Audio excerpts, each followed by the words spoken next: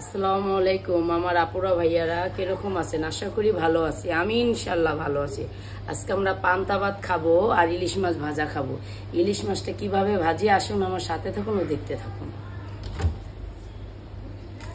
ইলিশ মাছটা হলো আকুটা, আমি কুটে নিব খুব সুন্দর করে। আমার সাথে থাকুন ও দেখতে। মাছটা পানিতে ভিজিয়ে দিয়েছি। ইলিশ মাছটা ভিজানো হলে আমি কুটে নিব ও মশলাটা মেখে নিব। আমি চাকুর সাহায্যে আস্তে আস্তে করে আঁশটাগুলো ছাড়িয়ে নিব।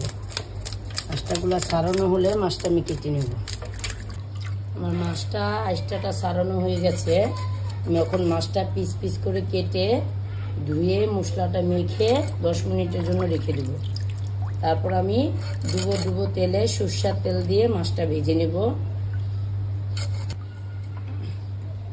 দেখুন খুব সুন্দর সাইজটা হয়েছে।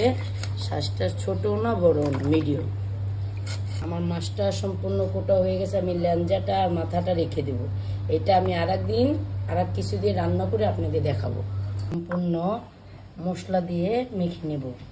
মশলাটা আমি হালকা দিব। মশলাটা বেশি দিলে পুড়ে যায়, আর পুড়ে গেলে মাছটা হয় না, কিন্তু কালারটা অসুন্দর হয়ে যায়। এই কারণে আমি মশলাটা কম দিব।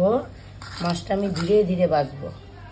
10 মিনিটের জন্য আমি মশলাটা মেখে রেখে দেবো, জানি মশলাটা ভিতরে ঢুকে।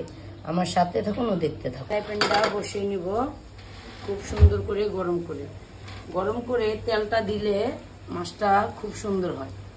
আমি পরিমাণ মতন তেলটা দিয়ে দেব। আমার সাথে থাকুন ও দেখতে থাকুন। 10 মিনিট হয়ে গেছে। আমি 10 মিনিটের জন্য মাছটা রেখে দিয়েছিলাম।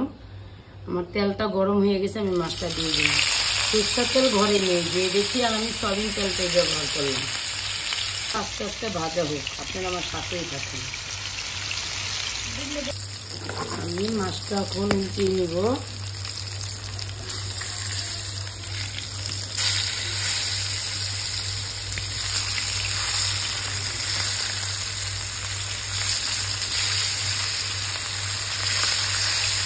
মরিচগুলা ভাজানোর জন্য এই তেল এগিয়ে দিলাম। আস্তে আস্তে মাছটাও ভাজা হোক, মরিচটাও ভাজা হোক। আর মাছটা ভাজানো সম্পূর্ণ কমপ্লিট হয়ে গেছে। আমি কিভাবে খাই আমার সাথে থাকুন ও দেখতে থাকুন। আমার পান্তা ভাতের জন্য যে যে উপকরণগুলো দরকার আমি সবগুলো উপকরণ নিয়ে নিয়েছি। প্রথম নিয়েছি লবণ, কাঁচা পেঁয়াজ, শুকনা মরিচ ও ইলিশ মাছের ভাজা। আমার এই গরমে এই ভাতটা যদি খান, খুবই সুস্বাদু খাবার। খেলে মনটাও তৃপ্তি হবে, খেতেও ভারী মজা লাগবে। আমার ভিডিওটা দেখুন। যদি ভালো কেউ দ্বারে লেগে থাকে কমেন্টস করুন, শেয়ার করুন, বেশি বেশি লাইক করুন ও সাবস্ক্রাইব করুন। আসসালামু আলাইকুম। আজকের জন্য আমার এই ভিডিওটা এই পর্যন্তই।